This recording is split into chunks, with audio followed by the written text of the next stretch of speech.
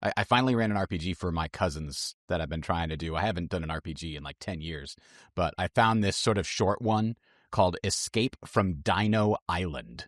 Okay, so you didn't go for Gloomhaven or whatever. You went right for some random nonsense. I gotcha. All right. Well, listen, it does exactly what it says on the tin. I mean, I do like high concept RPG names. You know, your Dungeons and Dragons, no surprises. I know there's going to be two things. There's going to be dungeons, and some of them will have dragons. Yeah. So, but there's really a bunch of different good names, but I do like the ones that do what they say on the tin, and sometimes they also evoke good stuff, like Monster of the Week. Well, you know you're getting like some Buffy the Vampire Slayer type nonsense there. Scum and Villainy. Well, that evokes Star Wars immediately. Blades in the Dark. You get Villains and Vigilantes, which is just a really fun alliteration. And then I think perhaps one of my favorite names, if you want to do a Ghostbusters game with kind of that goofy, funny, dry humor of the Ghostbusters movie, where you're a team of literally like a franchise of Ghostbusters, play Inspectors with the word specter being spelt like the ghost. Got it. See, I originally thought you were going to say who you're going to call, but clearly it's not like the official license or whatever, right? Yeah. Of course, the officially licensed ones, they can have some of the worst names, like the Dresden Files role-playing game. Like, there must have been something that was more fun. Yeah, because they even got another bite at the apple, and they said, what are we going to call this one? Dresden Files Accelerated. Yeah, not very creative. But there's good names out there. Honestly, you remember those the groupings of the books that they had for the first one? It was Wizard for Hire. That would be an incredible name for an RPG about the Dresden Files. The second one could be like whatever, Wizard at Large or whatever it is. Wizard Under Fire. Yeah, Wizard Under Fire, those ones. But the thing is, I might have found a better name. Okay. A buddy of mine has recently published an RPG, and I said, well, what's it about? And he said, oh, well, it's about these detectives with magical abilities, and they're investigating like supernatural mysteries. And I said to him, oh, so like the Dresden Files? And he's like, oh, I've heard about that, but I never really read it. I'm like, you gotta read it. You just made an RPG about the Dresden Files. Hey, by the way, what's it called? And he said, Dick Wizards. Oh, I mean, it is funny.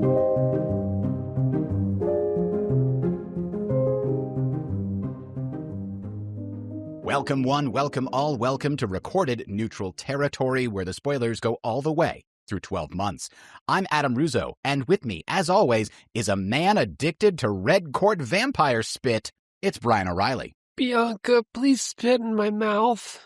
Oh, okay. We're going to leave that. You're going to leave that in, huh? We're going to go with that? Sometimes the audience has to understand what I'm dealing with. All right. So let's get moving here, ladies and gentlemen. Today we've got chapter 16 and 17 of Great Peril they're going to talk about. But before we do go there, I do want to mention that RPG that I mentioned in the cold open is real. You can find it at wolfmanzella.com. I did get to play a playtest version of it a couple of months ago with my friend, and it was really cool. It's a very light system, very rules light. It's like a very one-page character sheet and a one-page little thing to help the players understand. And it was just kind of a goofy, fun, supernatural exploration and investigation thing. And so if that's at all interested to you, check out that. It's in the description. Let's move on. Day 2 is where we're on here, Brian. Harry has just finished helping Mickey Malone. He's come home and he's talked to Bob, tried to figure everything out. Now he's decided to go and search for Lydia. Which is a bit of a swerve because we haven't been talking about Lydia for 4 whole chapters now, 3 whole chapters. And Jim knows this, which is why it's really smart that he kind of reminds us who Lydia is. Not only that, recontextualizes her in the context of what Harry and Bob had just been talking about in the previous chapters. So the very beginning of chapter 16, he sets up how finding people is hard and a ton of people go missing every year. And then he says, quote, I didn't want Lydia to become one of those statistics. Either she was one of the bad guys and had been playing me for a sucker, or she was a victim who was in need of my help. If the former, then I wanted to confront her. I have this thing about people who lie to me and try to get me into trouble. If the latter, then I was probably the only one in Chicago who could help her, unquote. Yeah. And, you know, we should mention here again that Jim likes to tout or have Dresden tout some missing people statistics in the Dresden Files. I still remember in Deadbeat the percentage taken out by a supernatural predator when he's explaining it to Butters, because my wife grilled me on that the first time I had her listen to it. And this is a near 7-digit figure is what he begins the chapter with saying. That's the statistic he's talking about.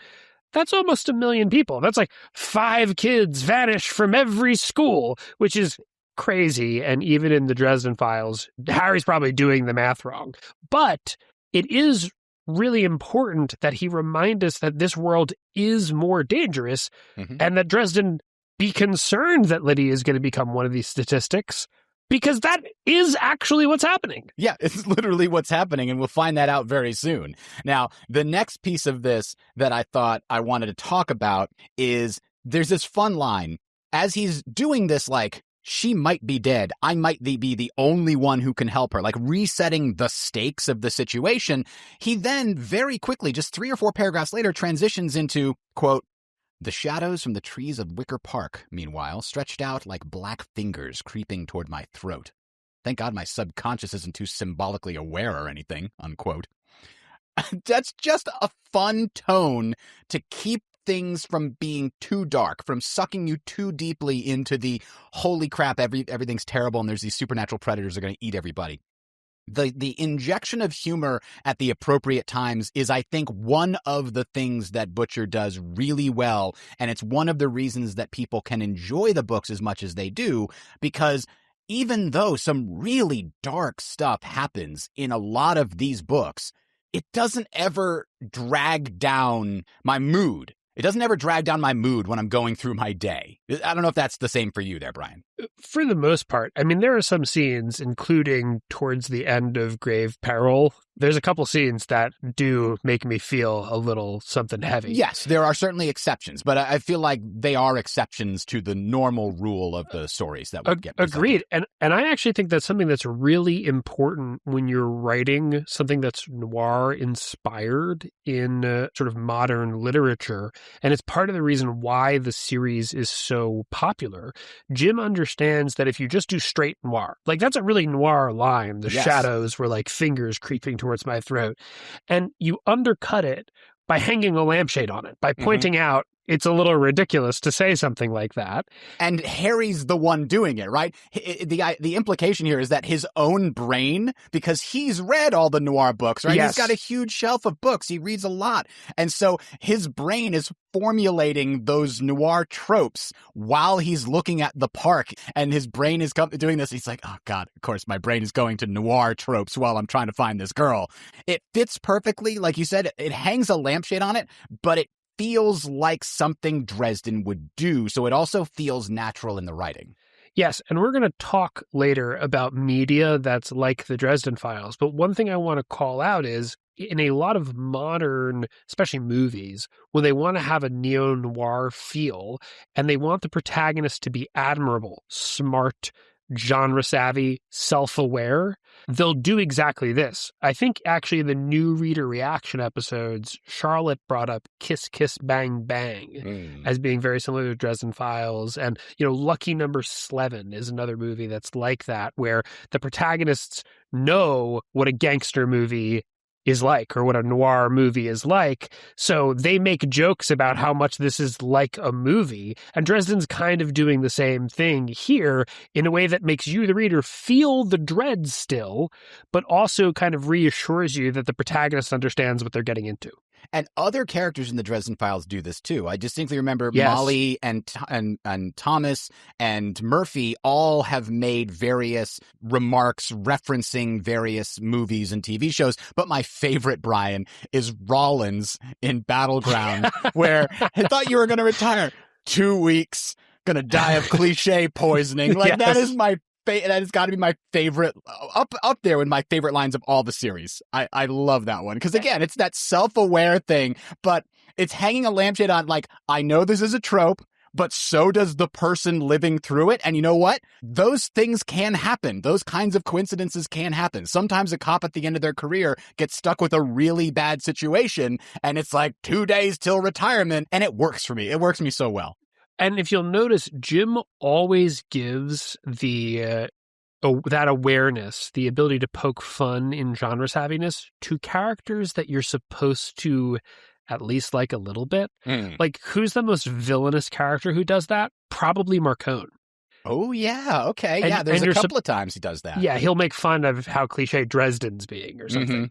And you're supposed to kind of like Marcone. You're supposed to feel a little conflicted about whether you like him or you don't. Whereas a straight villain, the Janasqua, will never be genre savvy. No, but occasionally Mab has surprised Harry with some kind of genre savvy line. And she's not a straight villain, so. Yep. And I believe in a couple chapters here, it's not like a genre-savvy line necessarily, but there's a moment when Harry confronts the Nightmare in Murphy's office, and we're going to get to it, where the Nightmare says, there is something you have forgotten, and Harry says, yeah, what's that? And then the Nightmare says, I have partaken of thee, and blasts him with Venta Servitas, and Harry's like, should never have given him a straight line like that. And it's just so perfect, right?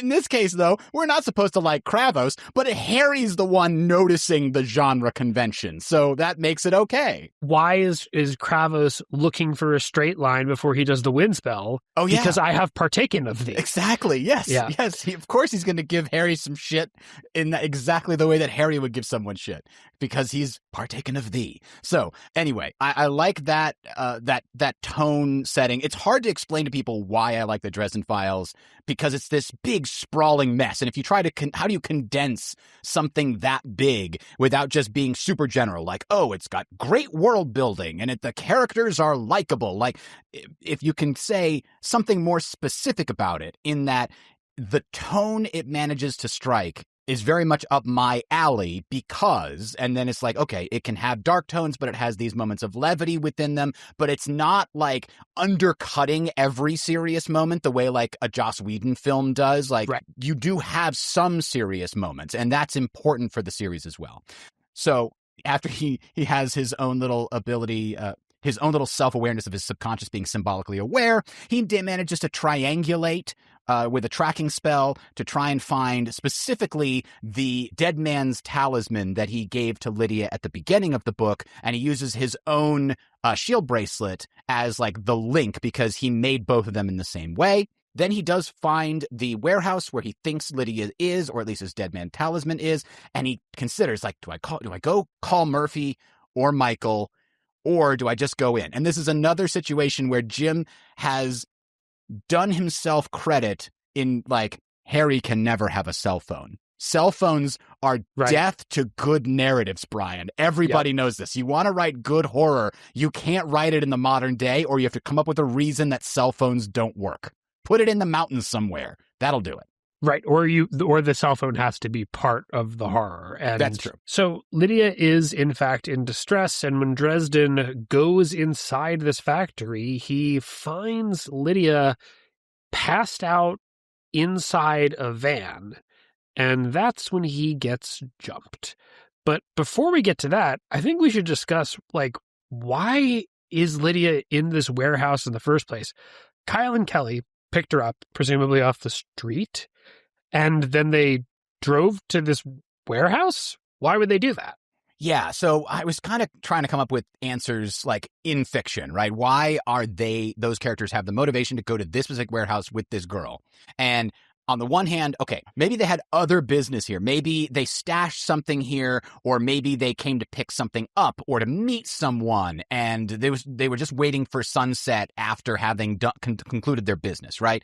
Or maybe they know that this is a safe place to hold up until sunset officially comes. They did something dangerous going out in the sun. Yes, they had a fully tinted van, but still, that's still very dangerous. As you pointed out, one traffic accident and they're screwed.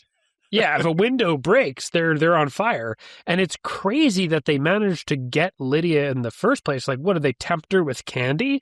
Because how do they get out of the van? Yeah, So well, she was looking for uppers, right? So maybe Yeah, they maybe. have, I mean, but the other implication that we sort of had, and we'll talk more about why we think this later, is that she may already have an existing relationship with the Red Court in some way. And so maybe she trusted them to supply drugs because they've done that in the past, because they use that to lure prey. Right, that Sure. they could be doing that to her. So that's one possibility. But what do you think, Brian? Why do you think they came here? What's the most likely scenario?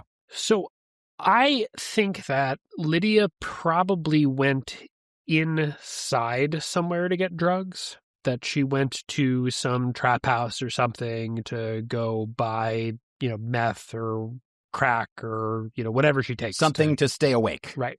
And Kyle and Kelly know the drug trade in this area really well. They probably run part of it. So they probably just drove around to the various places where they could park in a garage or something and then go inside. And they happened to get lucky and find her. And, maybe Jim didn't really think all the way through how are they picking her up off the street, but we can kind of build that back in. They got to her inside, or if they have some way of doing it under an umbrella. They I don't know if followed that her works. into an alley that's not Right. east-west, right? It's north, Right. or something like that. So that the setting sun would not shine into this particular street or something like that. And they pulled the van up right next to her, grabbed her, pulled her in, got the saliva on her so she'd calm down immediately, and then just drove. And they're like, okay, now we need to go hide somewhere, because if anybody saw that, they might send somebody to come looking. Hey, I know this abandoned warehouse. We can go hide there real quick. Nobody's I there. bet it's not even, hey, I know this abandoned warehouse. I bet this is owned by the Red Court. That might even be the case. They Yeah. probably have buildings across the city that if you get caught out in the sun, you just run to the building. Every Red Court vampire's got a key ring to a few different crappy warehouses in Chicago. That At least the upper lieutenants would certainly have that, right? And we're pretty sure that Kyle and Kelly are sort of high-ranking lieutenants in Bianca's forces. So that kind of establishes what we've got going on here. I find that pretty likely, because as Dresden says, the van's engine is like ticking as it cools as he walks in. So it only recently arrived inside this warehouse, this loading dock, this sort of enclosed loading dock. And that brings up the next question, like, okay, so what has Lydia been doing all day? Because it's almost sunset, and she left the church last night to find uppers. And again, we only know that from the very last chapter of the book, where Fort Hill explains the sequence of events after she comes back to him. So I guess she's just been wandering the streets trying to stay awake all day, and Kyle and Kelly found her, an hour or two before sunset, and then, like we said, drove into this abandoned manufacturing facility. But then that raises the question, Brian, why the heck are they risking going out during the day to hunt down this specific girl? Yeah. So there's a few things that are going on here. First, maybe Lydia can get a little bit of sleep during the day. Oh, okay. Yeah, because we're it approaches a little bit suspension of disbelief if she does not sleep for actually 4 days. Yeah. That is the kind of thing that could kill somebody. So that's really hard to do. I don't know. Have you ever... or maybe she's sleeping while on something, so it's a fitful sleep. It's not deep enough for her to make that domain in the Never Never that Harry and Bob will be talking about in the next chapter. That is how the nightmare gets you, right? So if she's trying to have this fitful sleep that's not really a good deep sleep, it'll at least get her some of the way towards not dying of fatigue or exhaustion. But it's not enough to get caught by the nightmare, and that's enough to get her through the day. Especially because, as we'll find out in ghost stories, most ghosts sort of blank out the entirety of the day. So if you go to sleep at 11 a.m. and wake up at 1:30 p.m., probably no chance that a ghost is actually going to realize you're sleeping and come for you. But to be clear, that would be why Kyle and Kelly would go look for her during the day, because they know she's going to be on the move at night and she's more likely to be sedentary during the day. As to why they're looking for her, well, we do, I think, know that she has a prior relationship in some way, shape, or form with the Red Court. But more importantly, we have very strong hints that Kravos and Bianca and Mavra are all kind of going in lockstep at this point. They're all working together, yeah.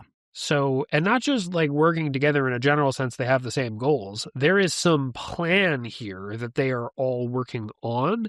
And part of the plan is eventually to get Kravos in Lydia, or maybe we don't know if the, destroying Amarachius thing is just they take the opportunity to, or if that's actually a plan. Yeah, it feels more like an opportunistic thing. But yeah, I think maybe the get Lydia for me is like Kravos's price to Mavra and Bianca to do their bidding, do what they want with regards to Dresden or whatever else. He wants revenge on Dresden too, but he probably has his own plan of like, I'm going to come back from the dead using either Corpse Taker's method or something else, right? He's a dark sorcerer. He had a book of shadows. Like, maybe he had his own way to cheat death.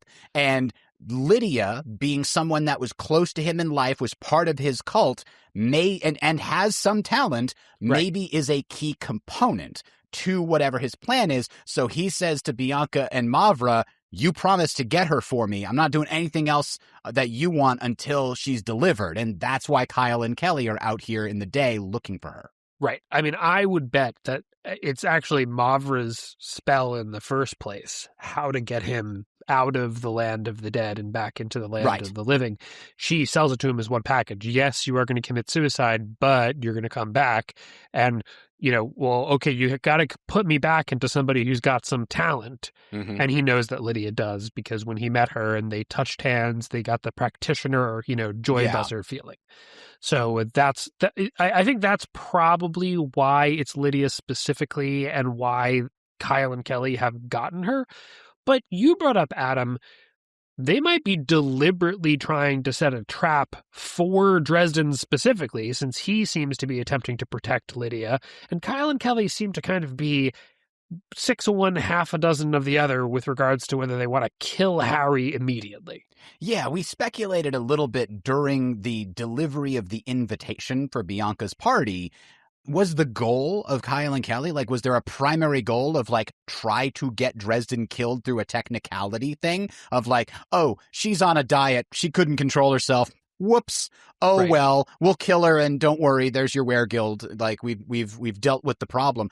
That was a possibility. Now here, it feels like it could be a trap. Initially, Dresden thinks it's a trap. And I think the way that it's written is designed to confuse the reader, right? Because Dresden is very confused at this point. He doesn't know who's doing what or why. Yeah, why do the vampires want her except to get to me?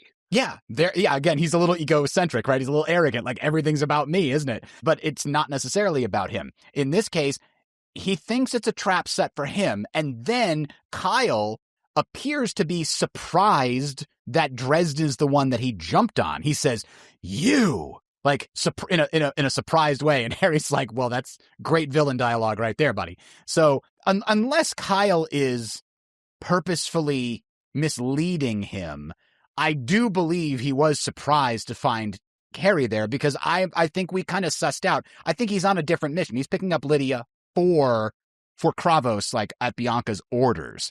But if Harry's here, might as well do something with it. But I wonder if Harry is deliberately trying to effectively steal chattel as far as the Accords would be concerned. If he's sort of cattle rustling. I mean, the Old West, they'd shoot you for that. They'd hang you. So maybe this is one of those things where Kyle and Kelly's orders are, if you can kill Dresden because he's doing something stupid, take full advantage of it. Yeah. Like, if we can kill him and get away with it, do it. That accomplishes what I want to accomplish. But the plan is actually to get him at the party. It's just if you have the opportunity beforehand to make him look like an idiot and kill him at the same time, go for it. Yeah, because having him at the party is a risk we don't want to take. but it's our backup plan. Let's see if we can kill him with the invitation. Nope, he dodged that. And then he falls into the hands of my lieutenants. Well, they already have orders to try to kill him. And, if we go back to your idea about this is a property owned by the Red Court, he's violating their territory. Sure. And he didn't announce himself. And like you said, he's stealing chattel. Like, there's almost certainly some kind of justification they could use here. And again, maybe pay a weregild like, oops, well, it's terrible. And you're right. Probably we're in the wrong. Here's a bunch of money kind of a situation. Or not even, because they probably want the war. So that's probably what they're hoping to do. Just not pay a weregild and start it that way. But, worst case scenario, or it's not even probably worst case scenario. It's probably we're going to get him at the party. But if we have the opportunity, the party might not work. I mean, it's possible that he doesn't show up or he leaves too early. So if you have some other opportunity to do it, fine. But the point is we get this guy killed in a way that creates a pretext for war and either makes the council look weak or gives us the fight that we're hoping. Yeah, because the council didn't want to go to war. And imagine a situation where, Harry burns down like the Bianca's whole thing and then kills Bianca and all of that stuff, right? At that point, the Red Court has the casus belli, the cause for war, the justification, right? They're the ones declaring war on the White Council. The White Council can't refuse at that point. Harry's pulled them into it. Imagine Harry gets killed. The White Council wasn't really interested in this war when it was forced on them. If they're the ones with the casus belli, they're going to look for reasons to not press that claim. And you're right, it's going to make them look weak, which will cause the faction in the Red Court that wants war to get stronger. Because they're like, look at these guys. We just killed one of their people, and they're not even forcing the issue. Like, what is going on with this? And it does seem like part of the Black Council's goal is to sow dissension within the White Council. And we'll talk about it at the end of the book. It might be that some of the masterminds of the Black Council would be in a great position to do that if it was the White Council that had the casus belli. The way things actually happened, the Red Court is at war essentially when the book ends because Dresden has murdered nobles.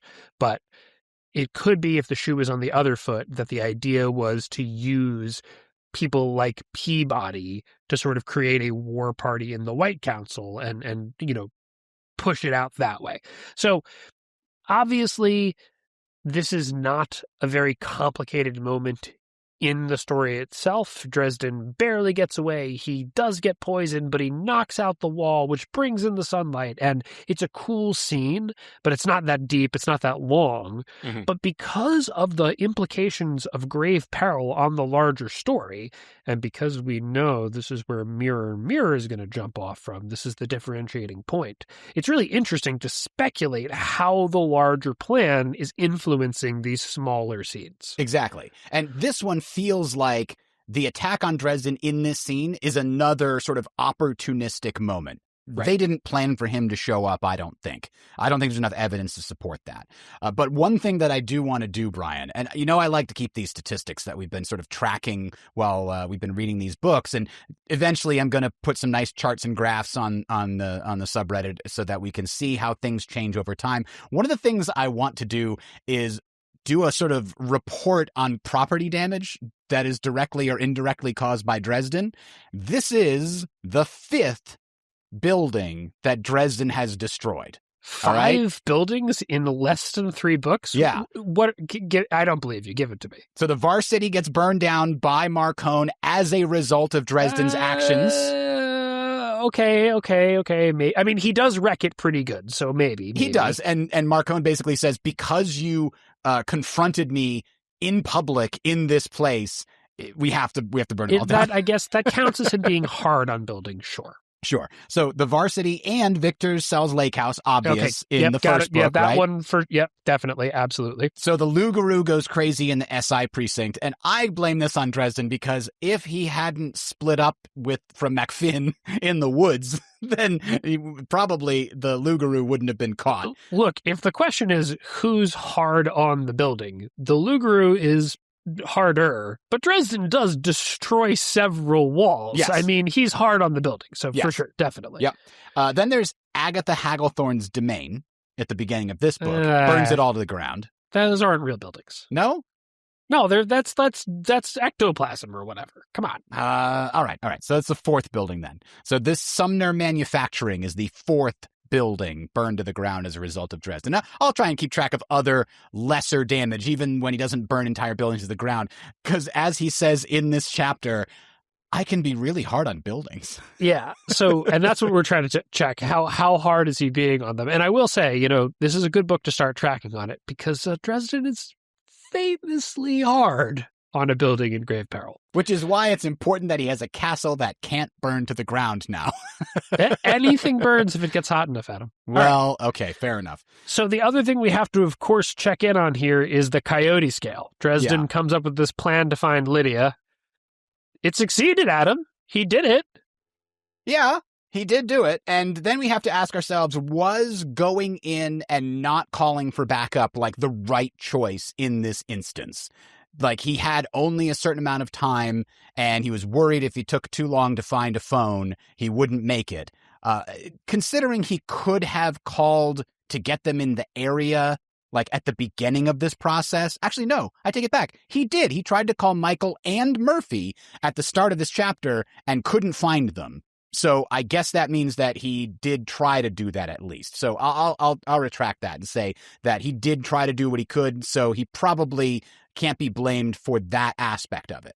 Yeah. And, the way that he actually approaches Lydia in the warehouse is a little single-minded. I mean, why do you think she's laying still in a van, Dresden? It's probably not for good reasons.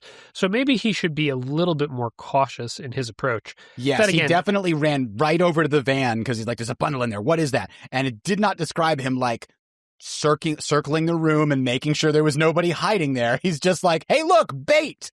Yeah, Let me run right over to it. I reached out with my wizard senses, No. So I think that was a little ridiculous. But at the same time, even if he did that, the red cord is pretty good at not being found when they don't want to be. That's fair. They hide in the shadows and they move lighter than a normal human being because of their superior muscle control and whatever. So it's not a bad plan. It's the best plan he can come up with under the circumstances, maybe, and he does feel like he has to do it. And it's not fantastically executed, but I don't think that there's any way executing it differently. Like, he still confronts them, even if he finds them beforehand. In his defense, how was he to expect a pair of vampires to be here, right? He was trying to find Lydia. It's still daylight. It would be unfair to expect him to expect the vampires, right, at this particular moment. So I think overall, I would say it's definitely a failure, but I don't know that it's necessarily Harry's fault. It might just be sort of the random roll of the dice is he got unlucky by the circumstances here. Well, I think it depends what we call the plan. Because if the plan is to figure out whether Lydia is screwing me, it's a success. I guess that's true. But if the plan was to rescue her, if she's not screwing me, then it's a fail. Right. I mean, he does only get saved by that wall happening to collapse. If that doesn't work, he's dead. He's already dead. I think you can either call it a lucky success or an unlucky failure, depending on exactly how you contextualize what he did. That's fair. Okay, so let's move on to chapter 17, where this is the one where Harry is now drunk on vampire venom, the vampire spit, and it got on his skin and immediately had this really blissful, like, everything's cool, man, just like super uncaring about the world. And boy, Brian, the most crazy thing in this entire book is that he drove home under the influence of that thing. He says, quote, I had a vague image of all the cars around me going way too fast, and then Mister's rumbling purr greeting me as I got to my apartment. I mean, to be clear, he was definitely in the car driving 15 miles an hour. Just everybody's honking at him and he's white knuckling the wheel like he's doing 100 and just That makes total sense. So he does manage to get home. He collapses on his bed, and Mr. tries to get his attention, and he thinks, oh, Mr.'s just hungry. I'll go give him some food. Of course, we know it's not Mr. It's actually Bob, who was sent out with Mr. to go search for information, and he has not left Mr. yet, and he's trying to get Harry to go down to the lab so he can talk to him about the fact that you're covered in vampire venom, and here's how you can fix it. But he doesn't understand. He gives Mr. some food, and then he does manage to rally his mental defenses away from this incredibly pleasurable relaxation that's been washing over him this whole time. He does manage to put up the walls to keep out this opiate effect. He mentions how he learned to keep pain out, but it's actually way harder to keep like this opiate effect of relaxing, calm, pleasure feeling, and he wants that, right? His body wants that. So keeping those walls up is way harder than keeping out pain that he doesn't want. Well, I mean, what is it really, right? I think that the Red Court is literally big mosquitoes. This is a thing that they, give you so that it doesn't hurt. So it literally is something opiate, something like, heroin or whatever. And those drugs don't make you feel good. They make you feel none of your bads. Exactly. Right. Exactly. Just every slight bit of uncomfortableness that is sort of that you're feeling, you just don't have those sensations anymore. So of course that's hard to keep out, because what you're trying to keep out is the obliviation of, sensations, not like that it's causing them, it's getting rid of them. It's emptying you of them. And what's really interesting here is that Harry focuses and puts up these walls so that he can think about what just happened for a little while and try to come to grips with like, okay, Lydia was there and her pulse was normal, but my pulse is really slow, but she was also on the venom. Why was her pulse normal? He doesn't really answer that question, but then he's like, okay, maybe the nightmare took her, maybe this happened, maybe that happened, and then he can't keep it out any longer and the walls come in. What I think is really interesting here, Brian, is that the next chapter, Harry and Bob are going to talk through all this stuff, and Bob's going to be like, I think I know how the nightmare got into all these people past the thresholds and how it ate you and whatever. But here, Butcher takes the time to have Harry think through some of it on himself. It feels like it would narratively be very easy to just say, why is he going to go through all this himself now?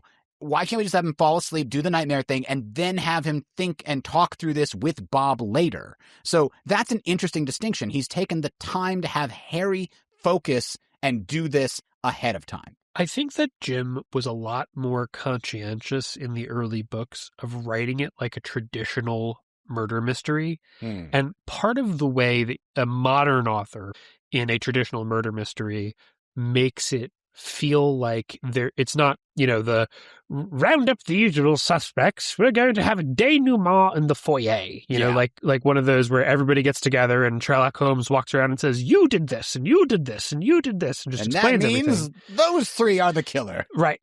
It is that you drip feed it as slowly as you can. You have each realization come 3 pages apart, very slowly and very progressively, and you just keep laying bricks in the wall the way that people actually do think of things, so it's very true to life, and it works.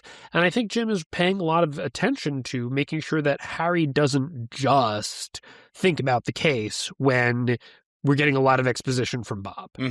The other thing that's really interesting is that he considers the nightmare being in Lydia, which works really well with the red herring that Jim's laid out about, maybe Lydia was standing outside the residence, tearing Mickey Malone's house and right. got the invitation in. Because that's another time he goes back to that. Maybe while he's having this sort of opiate thing at the opiate barbarian at the gates that he's trying to hold back, he thinks, okay, maybe the nightmare had taken her, then got to Malone, got an invitation in. And one of the things that I thought of is here, this pause before Bob gives you the answer is a time for the reader to sort of try to come to their own conclusion. Harry's throwing a lot of stuff at the wall, trying to see what sticks, and having this pause gives the reader the chance to think about it, because Harry's not giving you answers. He's speculating. Maybe this happened, but then why did that happen? And what did they have to gain? And what did that have to do with this? Well, maybe it was because of this. He's not giving you answers. Bob's going to give you some answers in the next chapter. This is a nice breath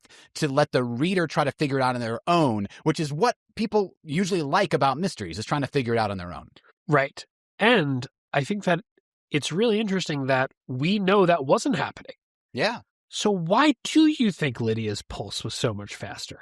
Yeah, that is a very good question. Why is Lydia's pulse so much faster? Now, the first thing that came to me is she is terrified. Something is, like, she's obviously blissed out on this venom, right? But something is keeping her terrified. So either the nightmare is possessing her at that moment, but because she's blissed out on the venom, it can't, like, do anything because it's also blissed out on the venom because it's in her.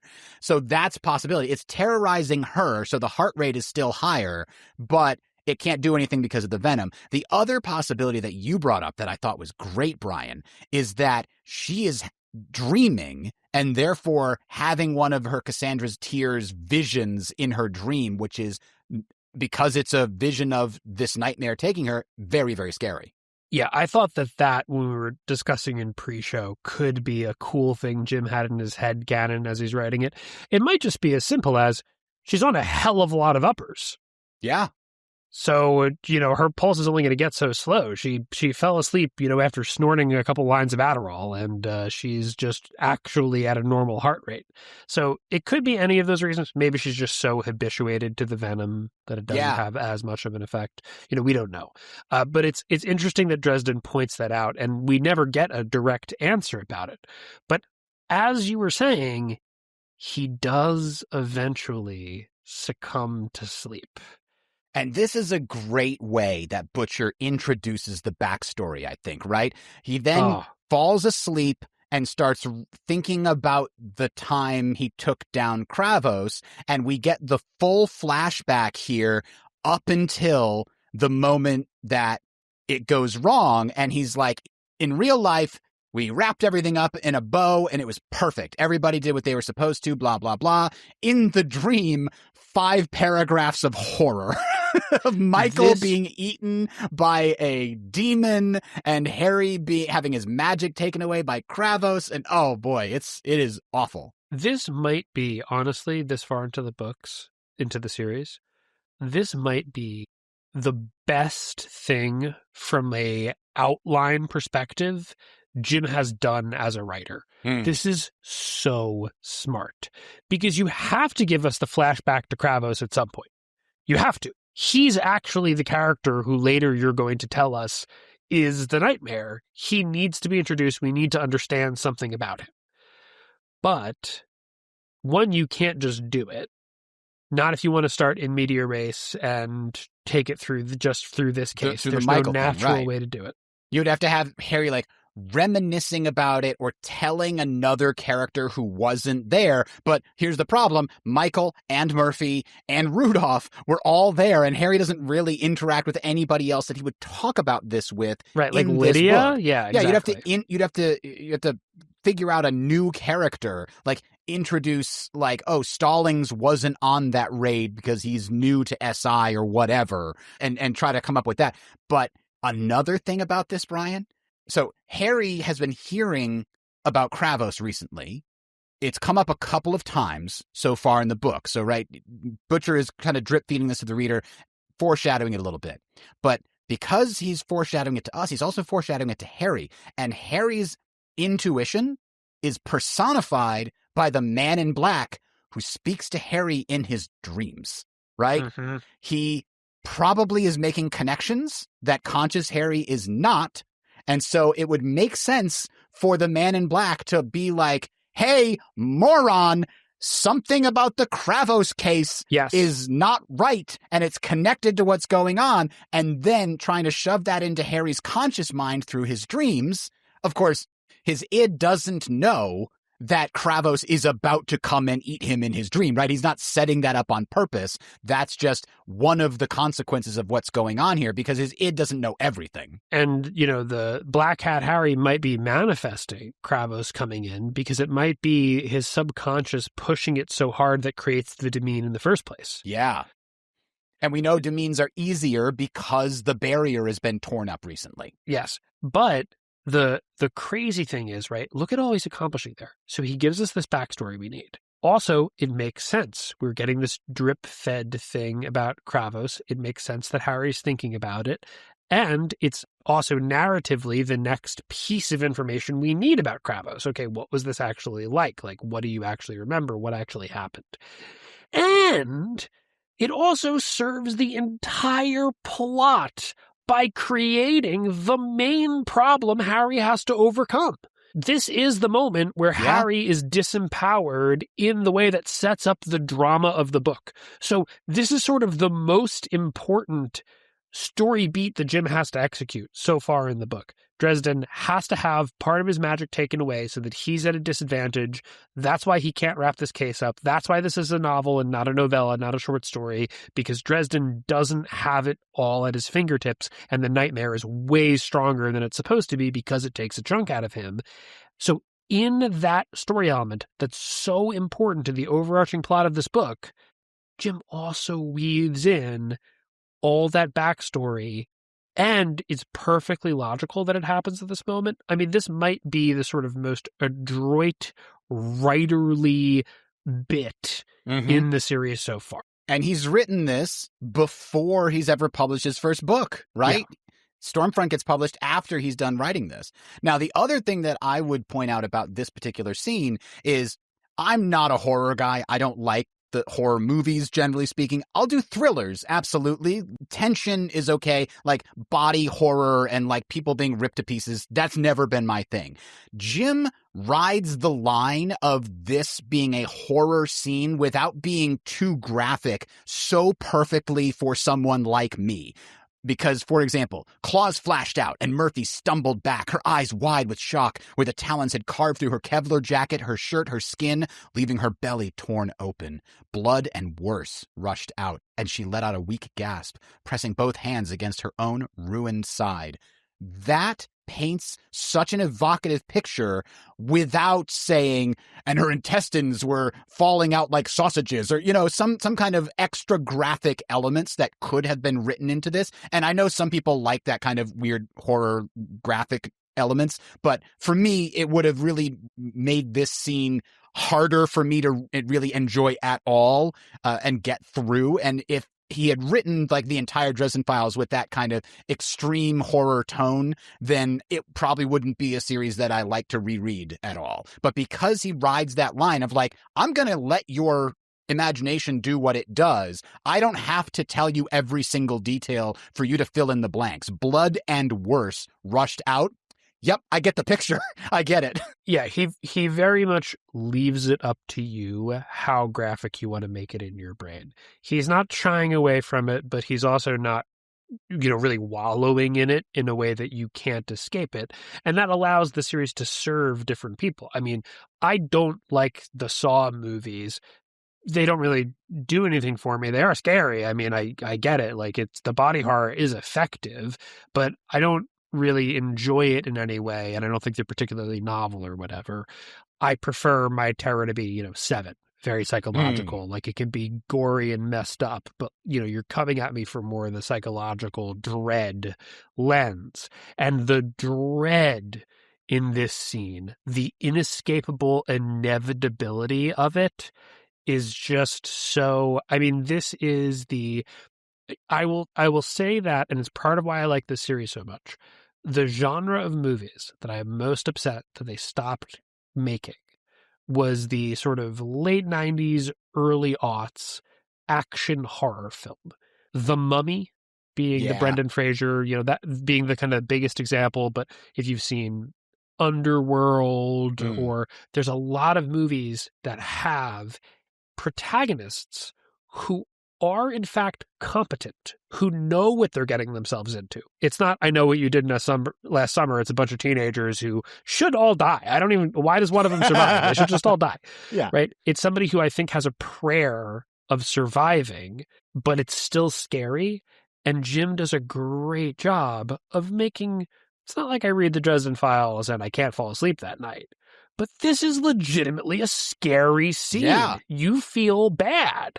The closest comparison I can make is that, like I said, I don't do horror movies, generally speaking, but I saw Sinners last year, and you're talking about dread. That did a very good job of like creating the dread and slowly building the tension. But also the rest of the movie was so, outside of the horror elements, was so magnificently executed that the horror elements of it weren't as bad for me because I could appreciate so much more what was going on. And that's kind of the way that the Dresden Files works, is I like so much of the set dressing that the horror feels less bad to me when I get to that. Again, for my own personal tastes. I'm not saying Jim has written this badly, just to clear. No, and I think that's the reason why I can sort of very confidently say, because the Dresden Files are very interesting in that they certainly show you the growth and development of a protagonist without being overly graphic in any arena. Mm-hmm. And in that way, they resemble a lot of books and series that are classified as YA, especially insofar as they're fantasy. But they also cross the line. Mm-hmm. And this is an example of, I think, where you couldn't put this in Percy Jackson. This is way too far for something like that, right? So it really, Jim has a knack. When it comes to horror, he has a real knack for making it legitimately repellent and a little bit gross and scary without making you need to take a shower afterwards, or you have trouble going to bed, or, he rides the line nicely. All right, so we're actually going to talk a little bit more about that next week on our question for Bob. But before we get there, let's go through the rest of this. So things go wrong. The demon eats him. He wakes up terrified, throws up, runs downstairs, gets into his summoning circle, calls up the circle to like protect him. It shimmers it's hard for him to do. And Bob comes down and ends the scene by saying, "I think I know what tried to eat you." It's like, man, Jim does come up with some pretty good, like, cliffhangery endings. Like, well, it's 11:45, but I guess I'm reading the next chapter because I got to know what tried to eat him too. And as you pointed out, actually, I want to give you credit for this because I didn't even notice it. I don't know if this happened to any other readers. When Mr. wakes him up in this scene, it never really landed with me that, oh, that's Bob. Yeah. That's what you said. I was just like, this is, Dresden's pets are a little bit, they get it, to a certain extent. Cats have a little bit of play in the supernatural community. They do stuff. No. That's not Mr. being a smart cat. That's Bob literally horrified, slapping Dresden because he sees spiritually this thing literally taking chunks out of him. He says, I tried to help you, but you wouldn't wake up, right? Because he was in Mr. and he finally got him eventually. But before we move on to our question for Bob, I've got one last question I want to talk about here, Brian. How do we integrate this description of Kravos eating Harry's chi with sort of future descriptions of how the spirit/soul works? I mean, was Kravos eating Harry's soul? Was that what's happening here? So I think that's a really good question because Bob talks about like chakra points, and this is when I think the books are trying a little bit more self-consciously to use new age language, or touchstones that people would be familiar with, without necessarily delving too far into stuff that's clearly Abrahamic religion coded. And Jim eventually is going to be like, I mean, look, that's what I know, that's where I was raised, I'm going to have to use some of that language if I'm going to make sense of this.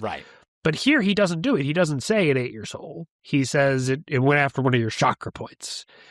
And got you right in the chi. So I mean, you have to think it made Kravos magically stronger. I mean, we know that the soul isn't just magic because soul fire is when you can blend those two things. But does magic come from anywhere that's not the soul? Well, we do know that the soul acts remarkably like a ghost, because in Ghost Story, everybody thinks Harry's a ghost. Even Mort thinks Harry's a ghost, but we find out later that he's just walking around naked in his soul. He's still technically alive. So, and Harry does his magic, with his memories the same way that Sir Stuart teaches him, because that's how Sir Stuart does his abilities. That's how he does his damage against the other ghosts. So all of the things that Harry does as a ghost, quote unquote, are consistent with what ghosts do for the most part. And therefore, it seems to me like, yeah, I think that his soul is what's being eaten by Kravos here. If Bob hadn't helped Harry wake up, then maybe Kravos just eats Harry's entire soul and gets even more powerful, and Harry's just a vegetable the next day when somebody comes looking for him. Or maybe if Corpse Taker gets to eat everything, that's when he jumps inside Harry's body, the way he's planning on doing with Lydia. Yeah, if he can eat your whole soul, then he's compatible with possessing your body as a real boy, as it were. And I think when we did the pre-planning, you talked about, is this act similar to what the Corpse Taker is trying to do to Mort in Ghost Story? Is this are these fundamentally totally different things? Because obviously when the Corpse Taker does the body swapping thing, when Corpse Taker's alive, she swaps your souls, we assume, from one body to another. Mm-hmm. But when Corpse Taker has no body, is Mort going to become a ghost, or is she going to consume him, and that's how she's going to get back in? Could be. So that's really interesting, because that creates another link between Black Court magic plans and necromancers. Mm-hmm. So if this is a trick that Kravos got from Mavra, you can eat the soul and gain power, and eventually we're going to bring you back to life. And Kemmler's disciples know how to use the same trick to maybe come back to life, and maybe that's what Kemmler was doing, we don't know. Then it seems like those two things come from the same spring, or one of them is learning from the other. Now, another interesting thing is, we were talking with one of our senior council members, Baguettinator, in the chat, and Baguettinator said it also, eating the soul, makes the nightmare more real. Remember, that's what soul fire does. When you use a piece of your soul to enhance magic, it makes the magic more real. So if the nightmare is consuming someone's soul, maybe that makes the ghost real enough to possess a person permanently. And that's the kind of thing that Corpse Taker was trying to do in Ghost Story. And maybe that's the kind of thing that the nightmare is trying to do here. Yeah, I mean, it literally seems to be walking around and interacting with the physical world a lot more freely after this moment than before it. And that does suggest that it has been made more real, and that does suggest that this is the soul he's eating. So the other thing that's really interesting about that is, okay, presumably that means that Harry could regenerate this, as I think he speculates that he could come back from this. It just would take a while for him to recover. But it suggests that later, Harry is going to get his mojo back in this book. And maybe he's similarly improving himself when he does so. Yeah. So we'll talk about that. We'll cross that bridge when we come to it. But I just want to lay the groundwork, because figuring out exactly what the nightmare is doing here has a lot of implications for the connections to later books in the series and what actually happens, what Harry manages to pull off towards the end of the book. Yeah, so that's going to wrap it up for this week's chapter discussion. Next week, we're going to talk about 18, 19, 20. That's where Harry and Bob talk about what just happened and come to the conclusion that the nightmare's getting people through their dreams. That's how it's bypassing the threshold. Then Harry realizes, Murphy's next. And that's also the point where they come to the wrong conclusion that the nightmare is the demon's ghost instead of it being Kravos' ghost. So Harry rushes to try to save Murphy, then he rushes to try to save Michael. Those are those 3 chapters. But now it is time for us to move on to our question for Bob. So, Bob, what other media series are most like the adventures you've had with Harry?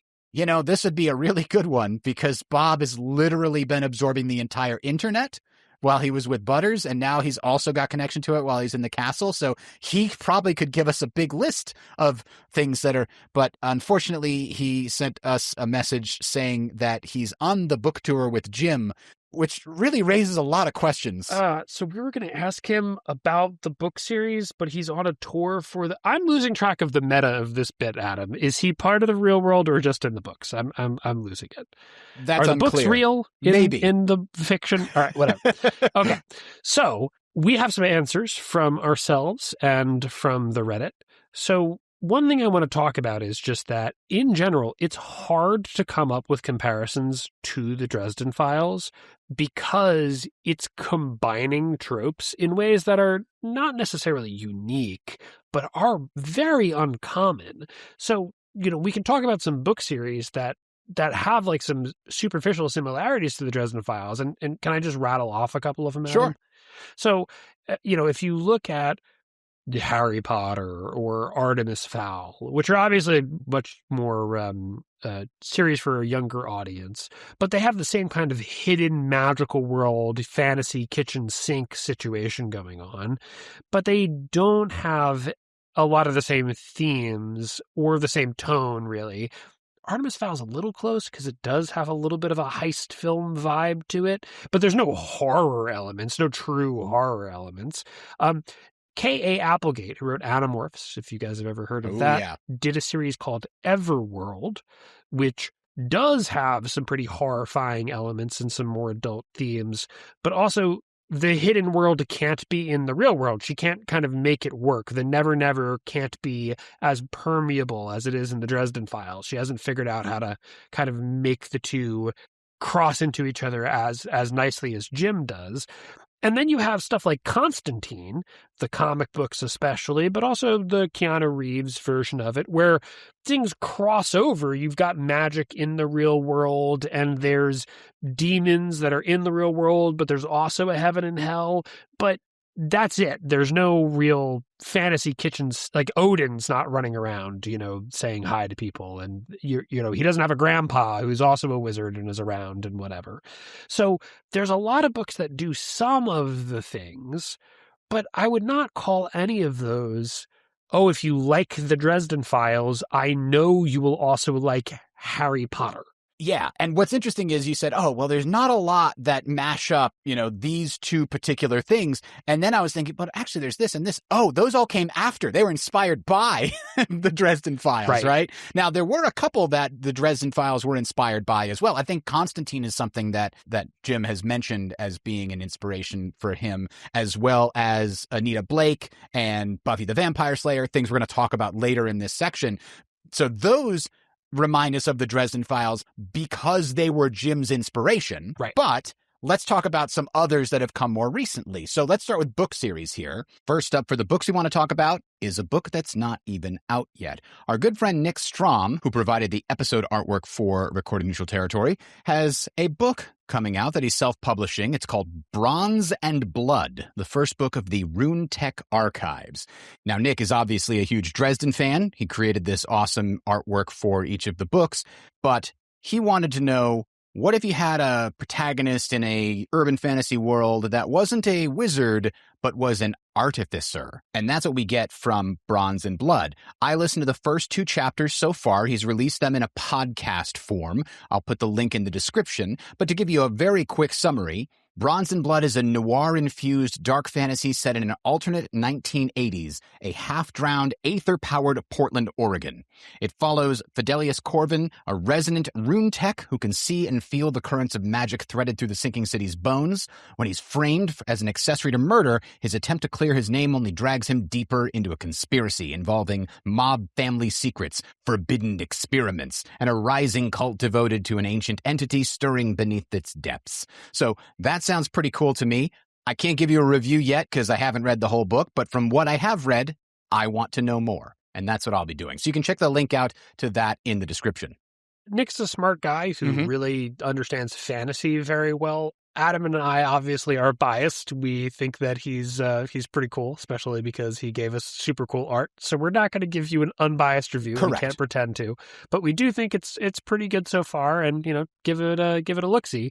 But let's talk about something that you, Adam, have tried to turn me onto. I haven't jumped in yet as a companion to the Dresden Files, a comparison point, which is DCC, Dungeon Crawler Carl. Yeah, Dungeon Crawler Carl by Matt Dinneman, and that was recommended several times in the Reddit thread where we asked this question, so I'll echo what they said first. That was recommended by Bowl Any, and they said they recommended it not because they're similar in most ways, but because they both have a strong primary protagonist with out-of-the-box problem-solving, wacky situations, and are filled with great humor, unquote. And I think that's true. The protagonists are definitely different people, and the fact that they do try to solve problems in unusual ways, and they're usually on the back foot, right? Harry's always reacting to things. In the same way, Carl is usually reacting to things and, like, in desperate situations, coming up with a bonkers plan to save the day, a lot like Harry does most of the time. So that is a good way to combine those similarities. And now TB or not TB adds, quote, the audiobooks are on another level. I didn't think narrators got better than Marsters or Travis Baldree, but Jeff Hayes is like a generational talent at it, and it's not a way I'd ever describe audiobook narration, unquote. So TB is 100% correct here. Brian, if you had asked me how many people were voicing the characters in the first two books on the audiobook, I would have bet $100 that it was at least 2, but I probably would have said 4 because they are so different and so good. Jeff Hayes does every frickin' voice, and the cast of characters in that is probably as big as the Dresden Files cast has become over 18 books, and it's only 7 books so far. And he's got at least as many, like, side characters that he needs new voices for. And the closest comparison I could make is, there's that one guy that does like 17 voices on The Simpsons. That's Jeff Hayes. Right. Is that good.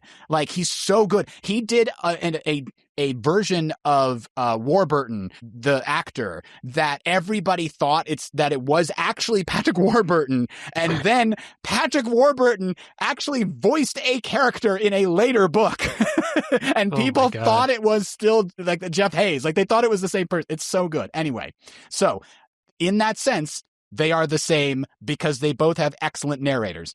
James Marsters is fantastic, and I really love all the emotion that he brings to it. But Jeff Hayes is also fantastic.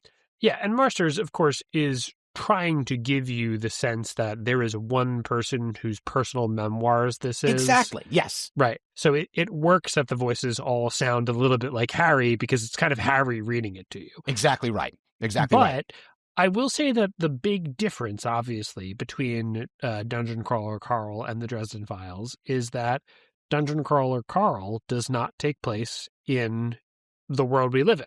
No, it takes place in a weird world where aliens have come to Earth, killed most of the people, and then forced the rest to participate in essentially a Squid Games / Running Man style competition. And if you can get all the way through, then you earn your planet back. And if you don't, then we get to keep it. And by the way, we're televising this to trillions of people across the galaxy and making boatloads of money off of your misery.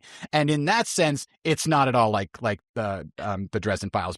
One series that does a similar thing that I also have not read, but I did download the first audiobook, is Alex Verus by Benedict Jacka, and Sheboygan's 2 suggests the series strips out most genre romance for more plot.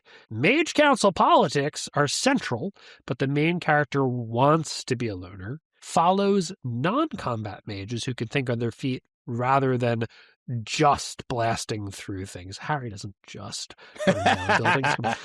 Guns, trained gunmen, and SWAT raids are favored for taking out mages, though battle mages are extremely dangerous. Majority of monsters were mostly wiped out long ago, so the big threat is primarily under mages, but monsters can and do show up. The world in this one feels more real than the Dresden Files on the whole. That is a pretty strong way to sell it to me. Yeah, and I would say if you were a fan of the Dresden Files books that had the White Council politics and intrigue, then this one is definitely right up your alley. Like if Turncoat was one of your touchstones for that reason, then definitely give Alex Verus a try, because it really is in there. And one of the things that Sheboygan's points out, because I've read through the whole series and I do recommend it. I enjoyed it. I'm not going to reread it all the time like I do with Dresden, but I fully enjoyed it, and I'm glad that I went through all 12 books. It's a completed series, by the way, and it's a finished story. Like, it gets to the end, and you're like, yep, that's a natural ending point for a series like this.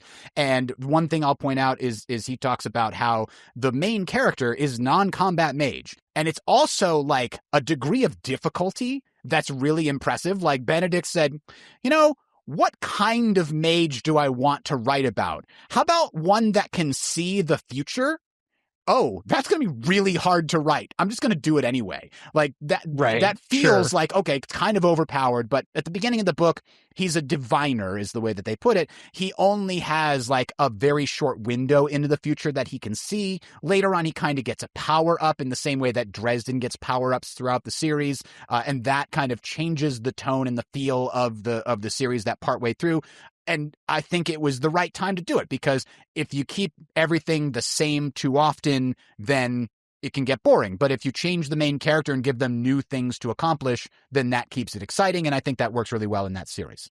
Yeah, I definitely need to check it out. Like I said, I've downloaded the first book, but I am always wary of starting a whole new series, because I tend to get pretty obsessive, and I need to make sure I set aside the time on the calendar to rip through it. Exactly. However, when is the slow period at work? Yeah. I do always get Alex Verus confused with the next series we're going to talk about, because they're just kind of lumped together as being very similar to the Dresden Files, which is Rivers of London. And they both kind of take place in the UK. Yeah. And this one's by Ben Aronovich. Now, I believe that this is the one that actually has the Dresden call out in it. Actually, right? They might both, because I know that Alex Verus has one. I believe it was something along. They reference a wizard in Chicago that's in the phone book or something. That's in the Alex Verus series. Okay, gotcha. And Sarcastic Kenobi has read this one, and he calls it Rivers of London, a book series that's kind of like, what if London had its own version of SI? But it was run by the last living wizard in London instead of a cop with a Napoleon complex. And the MC is a beat cop tapped to be an apprentice to said wizard. Yeah, so that's like, okay, Rollins, a younger Rollins, is teamed up with Harry Dresden, the leader of SI. Like, that's the kind of archetype. And sign me up. That sounds awesome. I mean, it's like, what if the Dresden Files started from Fitz's perspective in 12 months? Something like that. Yeah, that's cool. B-Bell's dad also recommends the series. Such an incredible sense of place in every book. Gotta love a good mise-en-scene. Bonus points if you're into architecture, as much as Constable Grant is. So definitely going to get those beautiful building descriptions. And Gulielmus de Insula, I think that's what it is. I think that's all one thing. Adds that Rivers of London is what the Dresden Files would be if it had stuck to the case files format. It feels a bit flat compared to Dresden, though. I mean, I think that's part of the Muggle protagonist syndrome in the supernatural world. We've seen a lot of books that are, what if there was a hidden world that you and normal humans stumbled into? Actually, I should have saved this for when we talk about the movies, but have you ever seen Queen of the Damned, Adam? I have not. I always was every time I watch that movie, I sort of laugh at myself about the humans who get involved in that one, because it's sort of the vampire apocalypse is happening. It's like the Queen of the Damned is back. So, you kind of go from 0 to a lot in that movie. And it's like, man, the Muggles finding out the supernatural world, you never want to do it when the devil has decided to, sort of show up in universe. You want that to happen when you're already got some experience, or preferably never. Yeah. But also, of course, you mentioned that early Anita Blake was an inspiration for Dresden before it got a little bit too softcore. That's Laurel K. Hamilton. Knog gave this. Early Anita Blake, up to about 9 or 10 books, is very close to early Dresden, sometimes very much. And Dorsai 56 said, yeah, I really liked it up until the point that it had so much sex that all possible sources said, I don't know how you could possibly do a book-by-book podcast review. And my way of thinking about this was like, it started as urban fantasy, very much like the Dresden Files is, and there's like cases, and she's on the case, and she's working on all this stuff, and it's introducing you to this whole world that has necromancers and werewolves and vampires and all kinds of and ghosts and other things. And then it starts turning into a little bit of romantasy, because there's a little bit of a love triangle between the main character and a vampire and a werewolf.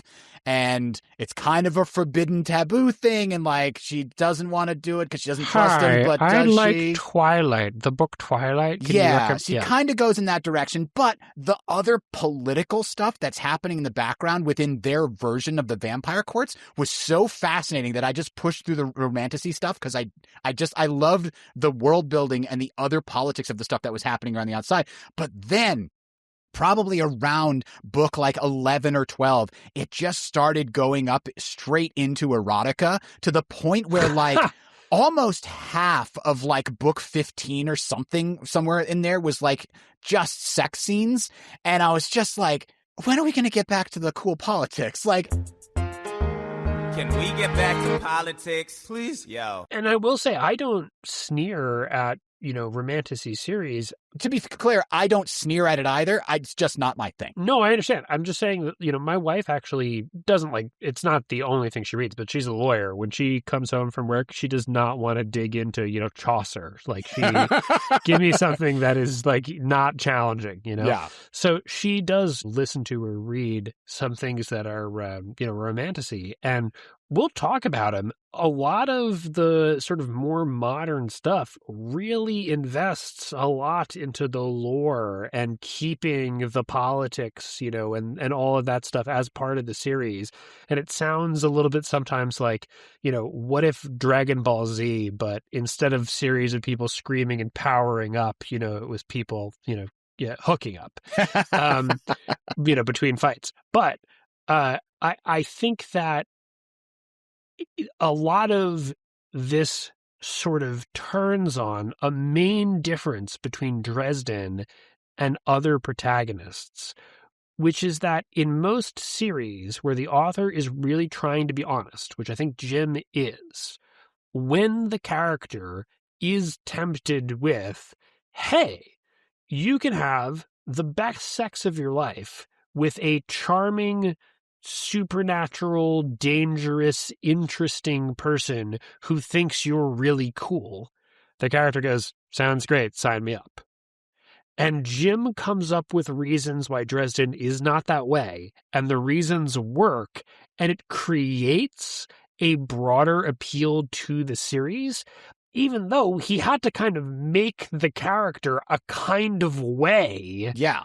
To have that make sense. And as another connection, Anita Blake is very similar in those earlier books, where it's clear that she like has some attraction toward, like, some chemistry with these dangerous characters that she's interacting with, and they definitely like try to get her to go out on a date with them or whatever, but she rejects them because she's like, I can't trust you. I'm literally a vampire hunter. You're a vampire. You're the bad guy here. And for several books refuses them in the same way that Dresden does, but they have the same kind of chemistry that like Lara and Harry have. So eventually she does kind of get to come to trust them in the same way that Harry's done with Lara. It's just more of a central story in that series, as opposed to being this background thing that suddenly got shoved to the front in this one book that we had recently. But it makes you sort of pay attention to the fact that, like, Jim doesn't have to have the Winter Lady resemble the maiden aspect of the Triune Goddess in such a literal way, but he does in part because I'm sure, like, he thinks that's an interesting problem to have in the series he's writing, but because it allows him to sort of stay out of that category, which I find interesting. He makes that choice in a way where you don't feel it, but he's kind of doing it on purpose a little bit. But the one thing I want to do before we transition into TV shows and movies is to talk about something that is both a book and a movie that I often recommend to people who like the Dresden Files, which is Dune. And obviously, Dune is very different from the Dresden Files. I mean, right away, it is the sci-fi side, not the fantasy side of sci-fi fantasy. And it has some elements that are certainly fantastic to it. It's not entirely hard sci-fi, I would say, but it's trying consciously to be sci-fi. And of course, it doesn't take place on Earth. However, the things that are really, I feel like, akin in Dune and the Dresden Files are that Dune is explicitly modeled on reality in the sense that it is where humanity is hundreds and thousands of years in the future. Mm-hmm.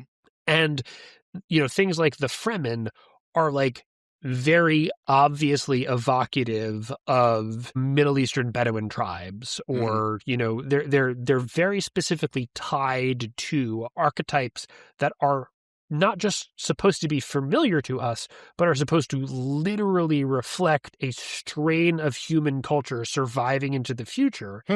And I think the most interesting thing, and the reason why I think that they are really truly akin to each other, is that Dresden is really interesting. Unlike something like Rivers of London, he's not a straight who's introduced to the supernatural world. He starts out as Ebenezer's former apprentice. He is one of the most in people you could be. He starts the series knowing that Mab is a person who exists. He knows that angels are real. He really knows, just from a baseline level, almost everything about the hidden world, the same way like the Bene Gesserit do in Dune. Yeah.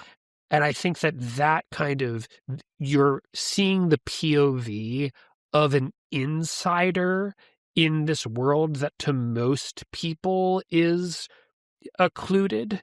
That creates, I think, a similar level of, you know, obviously a normal person would do this, but I have this greater knowledge and this greater burden to try to prevent, you know, things that, like Paul's ability to see where the crusade is leading and to try to avoid it is very similar to how Harry won't involve mortals because it's the nuclear option. Right. Yeah. So while we're talking a little bit about movies here, does Blade count? Do you think Blade is like the Dresden Files? Because that's the one that came to mind. Yeah, totally. And I think especially the movie, the movies, I'll say that the movies, in fact, work really well because the protagonist is it's sort of like if you saw the Dresden Files from the view of somebody who really thinks Dresden's cool, right? Which is not Dresden. No. Right? But like just some character who was like, oh my God, this guy's wearing a leather trench coat everywhere and blowing stuff up. Wild. Yeah. Like, yeah. I think in that way, they're very similar. All right. And then we've got some other TV show recommendations here. Supernatural, obviously, is a bit of an urban fantasy situation. You had Kiss Kiss Bang Bang and Lucky Number 11. I think we talked a little bit about that earlier. Now, Baguettinator also argues that Burn Notice might be like the Dresden Files. This is not one I've seen before, but after this recommendation, it sounds like I'm going to go try it out. Michael Weston from Burn Notice reminds me a lot of Dresden in that both of them are black sheep, constantly offered deals with the devil to give them a new place that they belong, which they really, really want, and they're both going to stick up for the little guy and not be afraid to start kicking ass when the chips are down, unquote. Thank you, Baguettinator, for adding that to my new list of things that I'll have to watch. And C. Baffle also adds to that about Burn Notice, quote, I never made that connection between Weston and Dresden, but you're absolutely right. Now I want to see a crossover. Fuego notice. So That's all great. of you fanfic writers out there, get to work. No, I have seen that show. I've watched quite a few episodes when I was younger, and I do think it is pretty good. And I see what they're talking about. I will say Michael Weston is like if Dresden and Marcone were like one character, you know? Yeah. But I will say that Fiona, the sort of main female character in that series, does feel like a female character that Jim Butcher would write. Like the one line she says in the trailer before every episode is, "Should we shoot them?" And it's just very like, yes, absolutely. Just totally works for me. Of course, I'd also argue that the X-Files has a very strong Dresden vibe because it's people who are in some ways in the know, investigating the supernatural. They're always investigating something that's above their weight class. And it has that monster of the week, but there's also a meta plot feel. Plus, no cell phones. So kind of fits right into the Dresden vibe. And the last one that we had here for TV shows is Buffy the Vampire Slayer. Obviously, we mentioned that earlier. It was a big inspiration for Jim, so it makes sense that it would be there. But I wanted to include it because the blue shifting said, quote, "In my head, the Buffy the Vampire Slayer universe exists in the Dresdenverse. The way magic works in both feels compatible. I could see a Slayer swing into town to help hunt down a rogue monster," unquote. And now I want to see that crossover. I would really like it if Jim told us what fantasy series were canon in the Dresden Files. Like, he never can, but I really want him to. You also told me that somebody brought up a podcast? Yeah, it's Baguettinator again with the Magnus Archives. Now, I'm familiar with some sort of story-type podcasts, the Magic Tavern, for example, but this is not one that I'd heard of before. So this is a weekly horror fiction anthology podcast examining what lurks in the archives of the Magnus Institute, an organization dedicated to researching the esoteric and the weird. And I listened to a little bit of an episode, and it got the feeling of like, okay, we sent an investigator to this town where something weird happened, and they're just like investigating and pulling out their little tape recorder and going, click, I found out that the library is blah, blah, blah, blah, blah, click. And then like the next thing, click, I just went to this thing and did this stuff. And it's like a combination of that and like This American Life Supernatural Edition. It was very interesting. That's cool. So Baguettinator also commented on this one, said, "This is like the Dresden Files in terms of planning the series from the start, having a satisfying answer to most of the questions along the way. However, it doesn't stick the landing, but I blame COVID. The Magnus Archives are really great composition. The writers know exactly where all the characters would end up and how to resolve the mysteries over time," unquote. So now I'm kind of interested in adding that podcast to my ginormous list of podcasts. Yeah, I am waiting for somebody to do sort of an SCP. You know the Yes, SCP yep, Foundation. I'm familiar with SCP. Yeah. Yep. Do the SCP Foundation sort of podcast. It's like Welcome to Night Vale a little bit. Right, you know, Welcome to Eldritch Night Vale was Horror. the other one I was thinking. Yeah, but just like give it a real story arc and stick the landing. Like that's going to be, I feel like the SCP is going to be in some amount of years what Lovecraft is now, where it's something that everybody grabs stuff from because it's so freaky, but nobody, like the actual thing is never, of course, going to be nobody's going to make a Lovecraft movie for a lot of reasons, you know? Yeah, that makes sense. All right, I think that's going to be it for us. Remember to stick around at the end of this episode for that teaser from Bronze and Blood, the new book by Nick Strom. And next week's question for Bob is going to be, what scenes in the Dresden Files do you hate to read, even though they're well written? So if you have an answer to that, please send us an email, mac@rnt.fm. We'd love to hear from you. Other than that, Brian, I think we're done. And we mean like the scene in this chapter during the dream where Jim kind of nails the emotional feeling of the character so intensely that you almost don't enjoy it, but because it's so good. Right. There's some scenes in this series that you would say are not as well written, and that's why they make you feel uncomfortable. That's not what we're talking about. Right, exactly. So we'll talk about that next week. See you then. Thanks for listening. Please direct any questions or topic suggestions to mac@rnt.fm. That's MAC@rnt.fm. TDF.FM. Recorded Neutral Territory is licensed under Creative Commons Attribution Non-Commercial 4.0.